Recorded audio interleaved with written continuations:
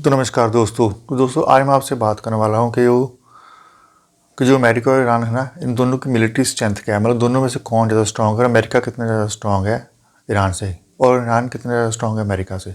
दोस्तों आप देख रहे हैं मेरे चैनल कमल भट्टी। वीडियो को लाइक कर लीजिए, मेरे चैनल के सब्सक्राइब बटन पर भी क्लिक कर दीजिए। चलिए बिना किसी शुरू करते हैं, वीडियो के अंत तक मेरे साथ बने रहिए।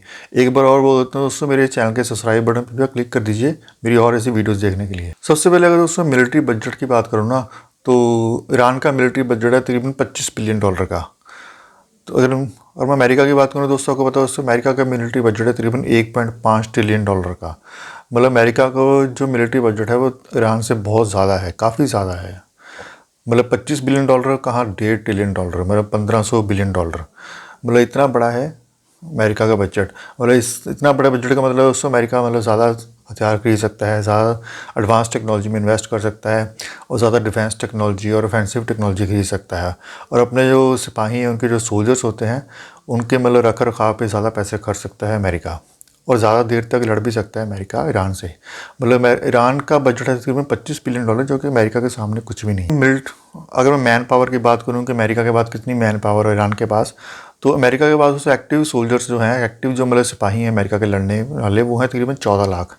और ईरान के पास तकरीबन 6 लाख एक्टिव पर्सनल है, मिलिट्री पर्सनल। अगर मैं रिजर्व फोर्सेस की बात करूँ ना, तो अमेरिका के पास दोस्तों रिजर्व फोर्सेस हैं तकरीबन 8 लाख की, और ईरान के पास रिजर्व फोर्सेस हैं तकरीबन 3.5 लाख की, 4 लाख, 3 लाख से 4 लाख।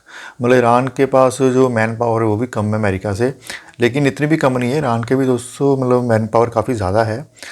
मतलब ईरान के भी काफ़ी मतलब पॉपुलेशन काफ़ी है ईरान की, और काफ़ी ज़्यादा सिपाही हैं ईरान के लड़ने वाले, लेकिन अमेरिका से फिर भी कम है। अगर मैं कंबाइंड करूँ ना दोनों के एक्टिव और रिजर्व पर्सनल की, तो अमेरिका के तकरीबन 22 लाख सिपाही हो जाते हैं, और ईरान के तकरीबन साढ़े नौ लाख से 10 लाख सिपाही हो जाते हैं लड़ने वाले। मतलब तकरीबन आधे हो जाते हैं। मतलब ईरान के जो मिलिट्री पर्सनल तकरीबन आधे हैं अमेरिका से, अमेरिका के ज़्यादा हैं। आगे अगर दोस्तों मैं एयर पावर की बात करूँ ना, जहाज़ों की बात करूँ अगर कि किसके पास कितने ज़्यादा जहाज़ हैं, तो अमेरिका के, आपको पता है दोस्तों अमेरिका है, अमेरिका के पास दुनिया के सबसे ज़्यादा जहाज़ है। मतलब किसी भी एयरफोर्स के पास सबसे ज़्यादा जहाज़ है ना दुनिया में, वो अमेरिका है।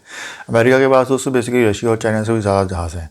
अमेरिका के पास तकरीबन 13,000 से ज़्यादा मिलिट्री एयरक्राफ्ट हैं, जिनमें से 3300 जो एयरक्राफ्ट हैं वो कम्बैट फाइटर एयरक्राफ्ट हैं। मतलब बहुत ज़्यादा है। और अगर मैं ईरान की बात करूँ, ईरान के पास तकरीबन 600 से 650 एयरक्राफ्ट हैं, जो कि बहुत कम है। अभी 250 जो है वो कम्बैक्ट एयरक्राफ्ट हैं। अगर मैं एयरक्राफ्ट की बात करूँ दोस्तों, अमेरिका के पास लेटेस्ट टेक्नोलॉजी के सबसे एडवांस्ड F-22 और F-25 एयरक्राफ्ट हैं, जो कि दुनिया में सबसे बेहतरीन है। लेकिन ईरान के जो एयरक्राफ्ट हैं दोस्तों काफ़ी पुराने हैं, 1979 के या उससे पहले के एयरक्राफ्ट से बहुत पुराने, जो कि बेसिकली यूएस के बने हैं बेसिकली, या सोवियत के, रशिया के हैं। मतलब बहुत पुराने हैं, तकरीबन 40 साल पुराने एयरक्राफ्ट हैं जो ईरान के पास है, और वो भी सिर्फ 650 हैं, और उनमें से 250 जो है कॉम्बैक्ट है। लेकिन मतलब जो एयर स्ट्रेंथ है ईरान की वो काफ़ी ज़्यादा कमज़ोर है अमेरिका के मुकाबले। अगर दोस्तों मैं नेवल वेसल्स की बात करूँ, मतलब समुद्र में कौन ज़्यादा शक्तिशाली है, अमेरिका या ईरान। अगर मैं अमेरिका की बात करूँ दोस्तों, अमेरिका के पास जो नेवल वेसल्स हैं ना, वो है तकरीबन 471, जिनमें से 11 जो हैं वो एयरक्राफ्ट कैरियर्स हैं, और तकरीबन 69 सबमरीन्स हैं। लेकिन दोस्तों अगर मैं ईरान की बात करूँ, तो ईरान के पास काफ़ी कम है। ईरान के पास पहली बात तो दोस्तों ईरान के पास कोई एयरक्राफ्ट कैरियर है ही नहीं। और अगर मैं नेवल वेसल्स की बात करूँ, तकरीबन 90 नेवल वेसल्स हैं, शिप्स हैं ईरान के पास, उसमें से भी 6 जो हैं सबमरीन्स हैं। मतलब सबमरीन्स तो ईरान के पास हैं, लड़ने लायक हैं, और समुद्री जहाज़ भी हैं, लेकिन इतने नहीं हैं जितने अमेरिका के पास हैं। इस मामले में भी ईरान थोड़ा कमज़ोर है। लेकिन फिर भी ईरान के पास दोस्तों मतलब फिर भी ईरान इतना ज़्यादा कमज़ोर नहीं है। ईरान के पास फिर भी 90 तो नेवल शिप्स हैं ही। मतलब मुकाबला तो वो कर ही सकते हैं, लड़ तो सकते हैं। मेन लैंड व्हीकल्स की बात करूँ, जैसे टैंक्स होते हैं, तो अमेरिका के पास तकरीबन 4600 टैंक्स हैं, और ईरान के पास 1700 टैंक्स हैं। पर ईरान के पास कम है, लेकिन फिर भी ईरान के पास 1700 टैंक्स तो हैं, जो कि टक्कर के लायक तो हैं अमेरिका के। मतलब अमेरिका को टक्कर तो दे सकते हैं थोड़ी सी, लेकिन अमेरिका के पास फिर भी 240 टैंक है। मतलब अमेरिका का कोई मुकाबला नहीं है ज़मीन पर। इसके अलावा दोस्तों अमेरिका के पास बहुत सारी बख्तरबंद आर्मर्ड व्हीकल्स होते हैं। इसके अलावा बहुत सारी लॉजिस्टिक्स सपोर्ट्स होती है। मतलब अमेरिका के पास काफ़ी तरह के और भी कई तरह के व्हीकल्स होते हैं, जैसे सपोर्ट के लिए होते हैं। मतलब काफ़ी ज़्यादा एडवांस्ड व्हीकल्स होते हैं, एडवांस सिस्टम्स के साथ कि जो एडवांस टेक्नोलॉजी के साथ अमेरिका के पास बहुत सारे ऐसे ऑटोमोटिव व्हीकल्स भी होते हैं, रोबोटिक व्हीकल्स भी होते हैं अमेरिका के पास। अगर दोस्तों ईरान की बात करूँ तो ईरान के पास बेसिकली इतनी ज़्यादा टेक्नोलॉजी है नहीं, अगर है भी तो कम ही है। आगे दोस्तों मैं न्यूक्लियर आर्सनल की बात करूँ तो अमेरिका के पास तकरीबन 5200 न्यूक्लियर वार हेड्स हैं, मतलब 5200 न्यूक्लियर वार हेड्स हैं अमेरिका के पास। लेकिन दोस्तों ईरान जो है उसके पास कोई न्यूक्लियर वार हेड नहीं है। और दोस्तों अमेरिका की ईरान की बेसिकली जंग यही है, अमेरिका ईरान को रोक रहा है न्यूक्लियर वार हेड्स बनाने से। और दोस्तों ईरान जो है वो न्यूक्लियर वार हेड बनाना चाहता है बेसिकली, इसके लिए वो टेस्ट करना चाहते हैं, न्यूक्लियर वार हेड बनाना चाहते हैं। लेकिन अमेरिका वाले और दोस्तों इसराइल वाले जो हैं और भी जो ऐसे कई देश हैं वो इनको रोकते हैं ईरान वालों को, मतलब न्यूक्लियर वॉरहेड्स उन्हें नहीं बनाने दे रहे हैं। बेसिकली दोस्तों अमेरिका और ईरान में बीच में जंग यही है कि वो न्यूक्लियर वॉरहेड्स उनको नहीं बनाने देने हैं।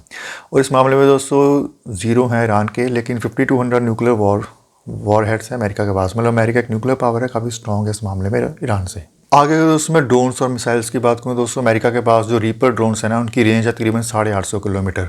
और अगर मिसाइल्स की बात करूँ तो टॉमाहॉक जो मिसाइल्स है ना दोस्तों अमेरिका की सबसे एडवांस लेटेस्ट टेक्नोलॉजी, मतलब सबसे एडवांस्ड मिसाइल्स है जो कि सुपरसोनिक मिसाइल्स हैं। तो ये टेक्नोलॉजी है दोस्तों बेसिकली ड्रोन और मिसाइल की अमेरिका की। अगर मैं दोस्तों ईरान की बात करूँ तो ईरान के पास शाहिद सीरीज़ की मिसाइल्स हैं जिसकी रेंज है तकरीबन 1450 किलोमीटर। मतलब इस मामले में दोस्तों अमेरिका ज़्यादा एडवांस्ड है, अमेरिका के ड्रोन्स की ज़्यादा रेंज है और ज़्यादा वो घातक भी है जो अमेरिका के ड्रोन्स हैं बेसिकली। और ज़्यादा हथियार भी ले जा सकते हैं जो कि शाहिद सीरीज़ के ईरान है उनसे। मतलब इस मामले में दोस्तों अमेरिका जो है ज़्यादा आगे है ड्रोन्स के मामले में, मिसाइल्स के मामले में। अगर दोस्तों मैं ग्लोबल रीच और टेक्नोलॉजी की बात करूँ दोस्तों अमेरिका है बेसिकली उसके पास काफ़ी टेक्नोलॉजी है, उसके पास लॉजिस्टिक्स सपोर्ट्स काफ़ी रहते हैं बहुत सारे देशों में। दोस्तों आपको पता होगा तकरीबन 70 से ज़्यादा देशों में अमेरिका के जो हैं वो मतलब बेसिस हैं। अमेरिका की एक तरीके की ग्लोबल रीच है। मगर जैसे अमेरिका को अगर हेल्प भी चाहिए होगी वॉर में तो अमेरिका वाले अपने 70 से ज़्यादा देशों में से मतलब किसी से भी हेल्प ले सकते हैं। लेकिन दोस्तों ईरान का मामले में ऐसा नहीं है। ईरान जो है बेसिकली दोस्तों रीजन सेंट्रिक है। मतलब ईरान के पास ज़्यादा देश नहीं है हेल्प करने के लिए सिवाय रशिया और चाइना के। और ईरान के पास इतनी ज़्यादा मतलब सपोर्ट नहीं है वॉर में उनको सपोर्ट करने के लिए। लेकिन दोस्तों अमेरिका के पास बहुत सारी सपोर्ट है, बहुत सारे मतलब वेस हैं ईरान को हराने के, क्योंकि अमेरिका की ग्लोबल रीच ज़्यादा है। मतलब अमेरिका के लाइस भी बहुत ज़्यादा हैं और नाटो वाले भी हैं अमेरिका के साथ, लेकिन ईरान के पास इतनी ज़्यादा सपोर्ट नहीं है। इसलिए दोस्तों अमेरिका के जीतने के चांसेस ज़्यादा है अमेरिका और ईरान वार में। तो दोस्तों आज जो बात होगी अमेरिका और ईरान की मिलिट्री स्ट्रेंथ के बारे में कि दोनों में से कौन ज़्यादा स्ट्रांग है। अब सीधी सी बात है दोस्तों, कंक्लूजन यही है कि अमेरिका के पास बेसिकली ज़्यादा एयरक्राफ्ट्स हैं, ज़्यादा नेवल वेसल्स हैं, शिप्स है, ज़्यादा आर्मी मैन पावर भी है, ज़्यादा बढ़िया टेक्नोलॉजी भी है। लेकिन ईरान दोस्तों हर मामले में अमेरिका से कम है और ईरान के पास बेसिकली ग्लोबल सपोर्ट भी ज़्यादा नहीं है। और इसलिए दोस्तों अमेरिका के ईरान के बीच में अगर जंग होती है कभी भी तो अमेरिका के जीतने के ज़्यादा चांसेस है और ईरान में रजीम चेंज होने के ज़्यादा चांसेस हैं। और ईरान में दोस्तों जो रजीम चेंज है वो होनी भी चाहिए, क्योंकि वहाँ पे जैसे हालात हैं और कैसे वहाँ पे जो लोग हैं उनको सप्रेस किया जाता है, इसलिए ईरान में रजीम चेंज तो होनी चाहिए। तो इसलिए दोस्तों अमेरिका वाले अच्छा काम कर रहे हैं। दोस्तों आपको आज की मेरी वीडियो कैसी लगी इसको लाइक और शेयर कीजिए, कमेंट करके जरूर बताइए। और मेरे इस चैनल पे और ऐसी वीडियोस देखने के लिए मेरे चैनल के सब्सक्राइब बटन पर क्लिक कर दीजिए। एक बार और बोल देता हूँ, मेरे इस चैनल के सब्सक्राइब बटन पे अभी आप क्लिक कर दीजिए मेरी और ऐसी वीडियोस देखने के लिए।